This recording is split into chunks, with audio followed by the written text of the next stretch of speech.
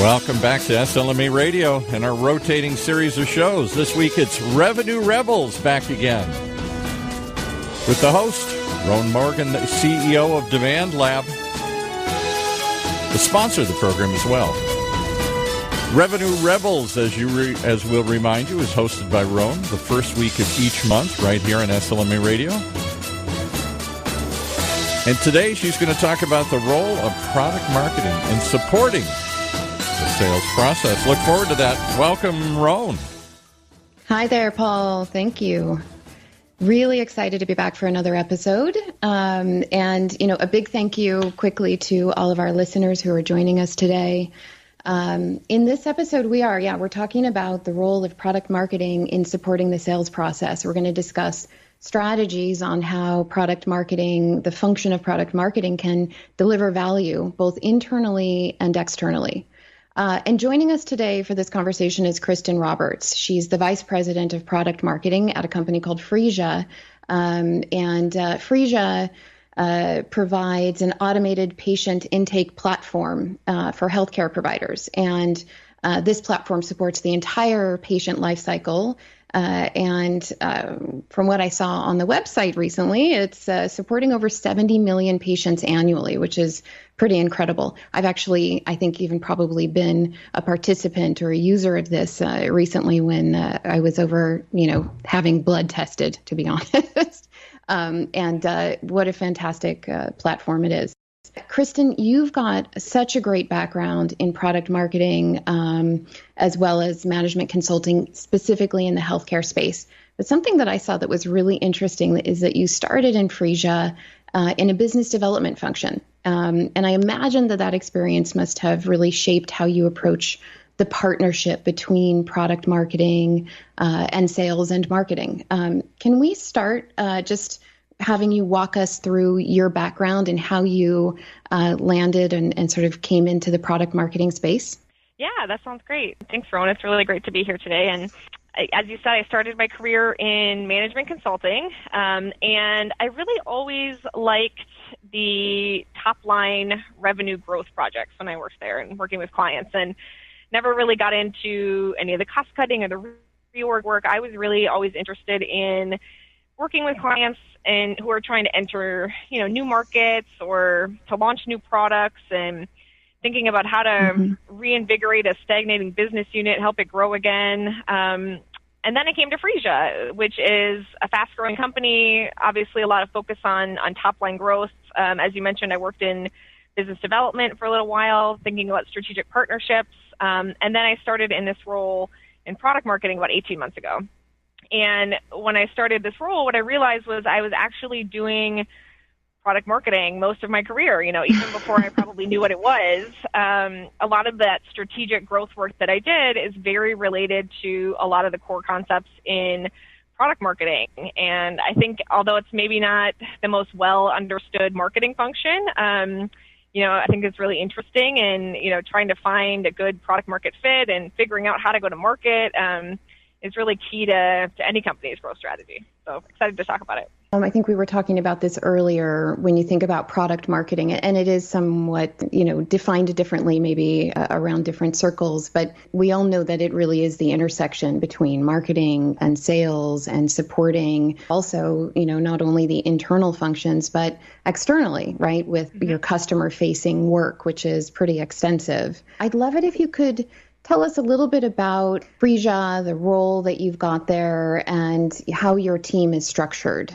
Yeah, so as you mentioned, Phreesia is a patient intake solution. So we're helping healthcare provider organizations who are looking to streamline their operations and provide their patients with a more modern and consistent experience. And historically, we had one solution that was centered around patient registration.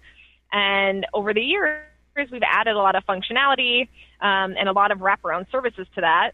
So as an example, things like patient payments, asking patients to pay their copays or their balances, or adding clinical questionnaires to the registration process so that providers have the right information. And we always bundled everything together. And as Phreesia became more and more valuable over time, what we noticed is that as the price kept going up and we had this bigger and bigger offering, that clients would come to us and say, that's great, but really I only want these pieces of what you do and I don't want to pay for the rest. So a year ago or so, we started breaking up the product. We now have base package and these optional add-on applications, which is great because our clients get this customized solution.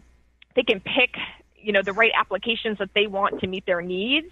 But what it meant internally was we went from one product, which was Phreesia, to about 50 products overnight. And now we're selling each one of them separately. So each product needs its own price. It needs its own go-to-market strategy, its own value story. And so this became a new role for me. And I stood up this product marketing team, which is organized by specific product categories. So I have 5 people.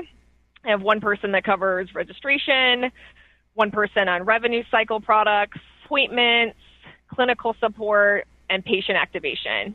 And so each one of them is really responsible for understanding their market, articulating the value of their products, and developing that go-to-market strategy, ultimately to drive bookings and revenue.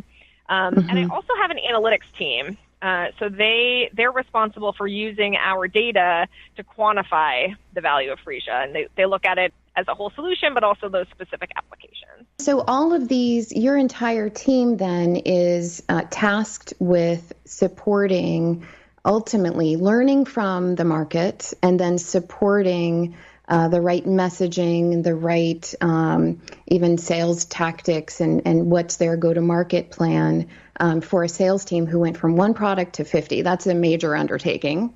That had to have been a pretty incredible experience to break that apart and then train and communicate that through the sales organization. That's right. What was that process like? It's been kind of an ongoing process the last several months. So, we're building up these different products, right? So we're going out and trying to understand these markets. We're, getting out there on sales calls. We're visiting our clients. We're really trying to understand the value and what's the story in order to package this up in a way that's going to be helpful for our sales team. And it's definitely an ongoing thing that we'll continue to do. Well, and at the end of the day, it's really, about, and this is something that we're all talking about, and every single CEO that I've heard talk or spoken with is always value driven. What's the value that we're bringing for the customer? And that really does require an organization across the board to sort of be rowing in the same direction. I'd love to hear about what product marketing does to create value for the customer. Then we'll take a break and we'll go into sort of your collaboration with marketing and sales. That sounds great. So, there's a few teams that really need to understand the market, and I think product marketing is definitely one of those. The steps that we're taking is getting out into the market and getting out there on sales calls and visiting, our clients, going to industry events. And what we're trying to do is understand the different market segments, who are the different buyer personas or user personas, what's important to them. And with that information, we can take that back to the organization and we can help drive new product development, or we can take the products we have and try to develop new offerings or change our positioning, change our messaging to better communicate how our products are going to meet the needs of the market and create that value. And so we're doing all of that really with the goal of creating that better product market fit. And how does that collaboration take shape with the sales team? You're on sales calls. What are some of the behind the scenes activities that you guys are doing to support the frontline sales folks? Is it around the messaging? Is it around specific tools that they're using so that it makes their life easier when they're talking with prospects or with clients? Yeah, it's really all of those things. So we're, if it's a new product, training them on it, we're giving them the value story. We might be sitting in on demos with them or doing the actual product demos. We're trying to hear the feedback of the client specifically. But it's also just creating tools so that once, the product is out there in the market and becoming adopted, they can do it themselves. So they have the right tools, they have the right collateral, they have the right ROI calculators, whatever it is, whatever they need to arm them to be able to sell the product. Yeah.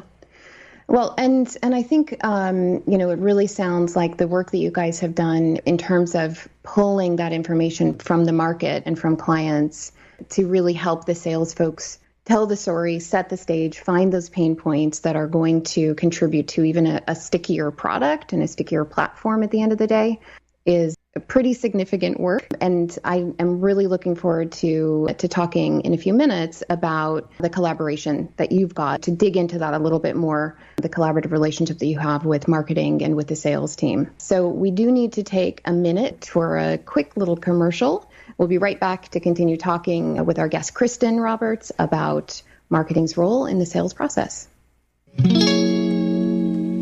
And as we said, we're going to take just a brief break to remind you that Demand Lab helps organizations like yours transform their revenue potential by connecting their greatest assets, people, processes, technology, and data through their customized revenue ecosystem solutions.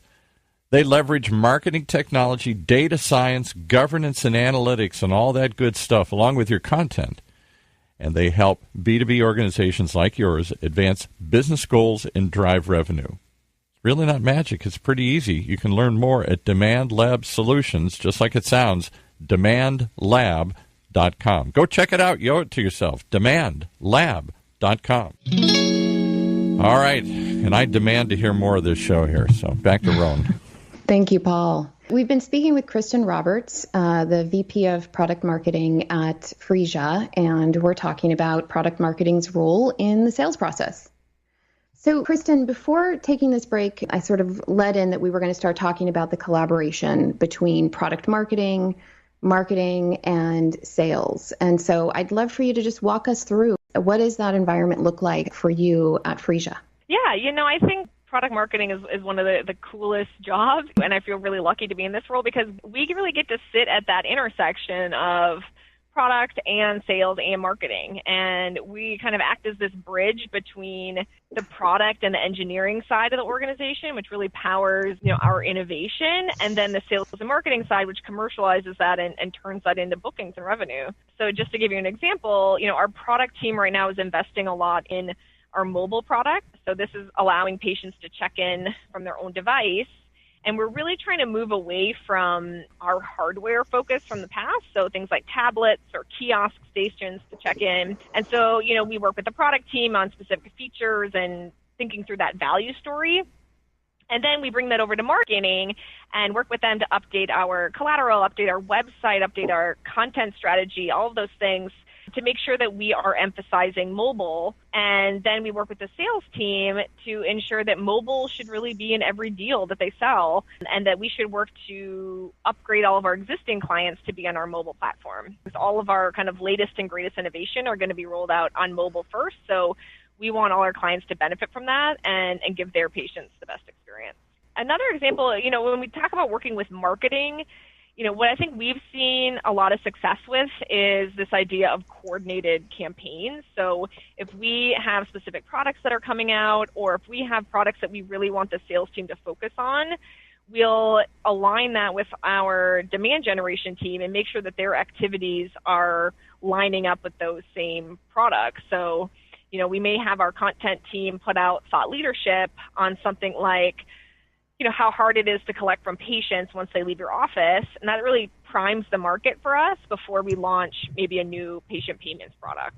And we talked a little bit about the sales team before, but I want to emphasize that our interaction with them is really a two-way communication. So yes, we're training them on these new products and offerings, and we're rolling out pricing and talking about that value story, but really equally important is their feedback to us. So they're the ones on the ground and in the market and really talking to clients every day. And so they bring back to us, like, how are the offerings resonating? Where do we have gaps? Like, what competitors are they coming up against? That's a continuous feedback loop that helps us pivot if we need to. And sometimes we do.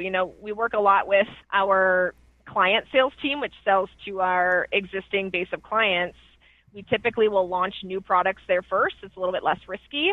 And they'll come back to us and they'll tell us, it'd be really great if we had these other sales tools, or Kristin, the pricing just really isn't working here. And we really take that feedback, and oftentimes we'll change what we're doing and try different things.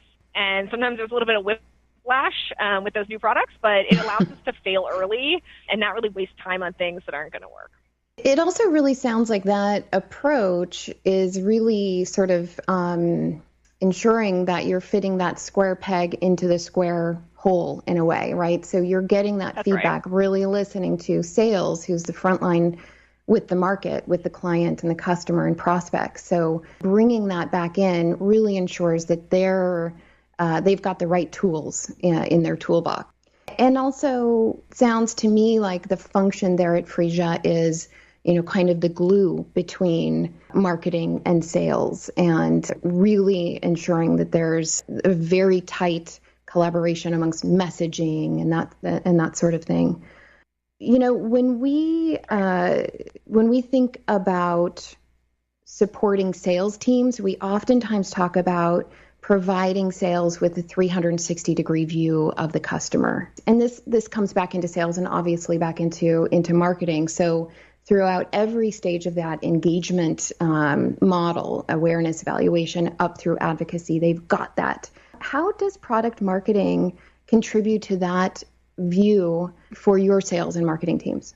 One kind of unique perspective that we're really focused on is how do our clients use our products? And this is especially important for newer products. So we need to understand who of our clients is using it, why did they purchase it, what value they're getting out of it. And so this will help us not only identify potential new market segments to target, but then we can go to our salespeople and give them these success stories, which they love when they're talking with prospects. And they have case studies or anecdotes or quotes, and they can talk about the specific use cases for our products that might resonate with their prospects. So as an example, when we first launched our online appointments product, we had a client tell us they bought it because they got over 800 inbound calls a day to schedule appointments, which really just blew me away. So it was like, it's not just about the patient experience, that there's this staff pain point of all these inbound calls. We worked with our sales team to really talk about that value driver as well. Yeah, that's interesting. That's a great story. And what I love about that is when we think about this, oftentimes we think about, imagine somebody doing their work day to day and they've just got this huge thorn sort of stuck in their side and they don't even know it, right? Because they've just gotten used to it. And your job then is to wiggle that thorn a little bit and start to make them uncomfortable and start to notice that there is a pain in the sort of everyday process, right? Yeah, and then I love that help them find the solution, which is you guys. That's right. We've just got a few minutes left, probably 4 or 5 minutes. Can you talk a little bit about the role and the changes that it might have undergone since it is a relatively new role at the company, and how you see that evolving in the future, especially around supporting sales and marketing teams? Yeah, one area that, we didn't focus on too much, I mentioned at the beginning that I have an analytics team under product marketing. And so they're focused on developing ROIs and they're quantifying the value of our products and applications. And at Freesia, this was recently moved into product marketing. It used to be part of more of a central analytics team. And I think this is an area that will become more and more important going forward. Not all the value of a product can be easily quantified, which I'm sure a lot of people can relate to, but, clients are more and more demanding that they need to see an ROI in order to purchase a product or to keep a product. So we need to become more creative with how we demonstrate that, why they should buy it, why they should stay with us. Yeah. Well, I think the advent of the ROI calculator, whenever that happened, has certainly had a major impact on product marketing and the expectations of customers. I'm going to invest this dollar. What am I going to get back? And so that's a question that it seems to me every company has to be able to answer these days. And so once they get that information, how are they going to pull that back into the sales team? How are they going to pull their ROI information back? Yeah. You guys have now separated this into 50 products within 5 different categories. It just seems it's mind-blowing to me. So it's quite big. So once they are sort of developing that ROI, what are they going to do? Are you going to arm them with an ROI calculator? Are you, is it something that you're just pulling in conversationally? Will you create this as a piece of content, or is it going to be a spreadsheet that they'll use? That's a great question. It's a few different things. So we do have specific ROI calculation templates for probably are more kind of standard deals. We may have them for specific products or for Phreesia as a whole. We also have much more like custom, advanced kind of ROI analysis for some of our bigger clients that my team will get very involved in.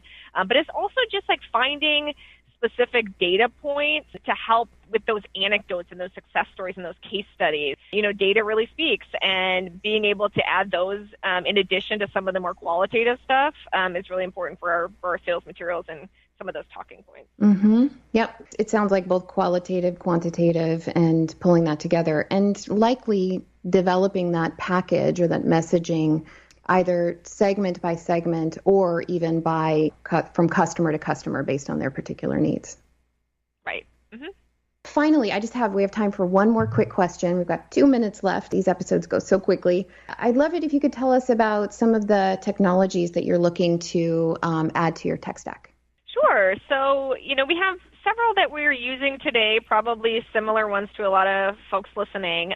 We look at Salesforce, we use Marketo, Visible, but there's really two technology gaps that I have today that are very specific to product marketing. And one is better product level reporting. So we really need to be able to track these 50 products that we have, like who is buying each one, when is it turned on and converted to revenue, and then really importantly, like how is it being utilized? That's really invaluable information for us as we think about, the messaging and positioning and what else not with. And then the second gap that I would love to fill with technology is competitive intelligence. We didn't talk too much about that yet either.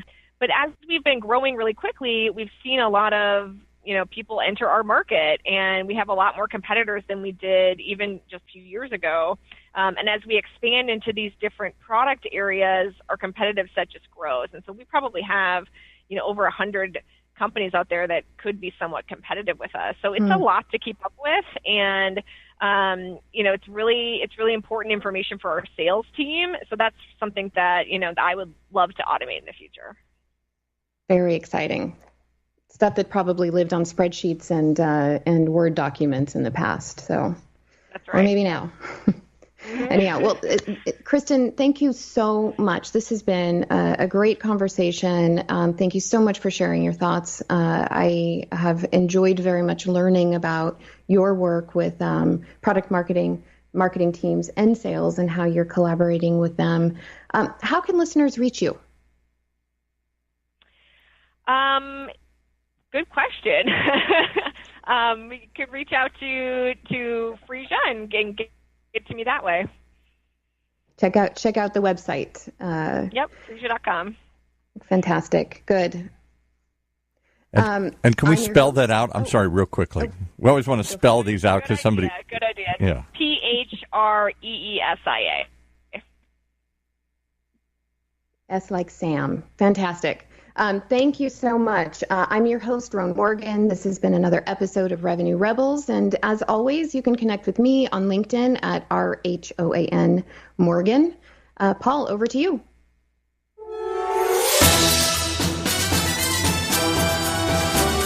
All right, you've been listening to another episode of Revenue Rebels right here on SLMA Radio. Part of the ever-growing list of shows for at-work listeners like you.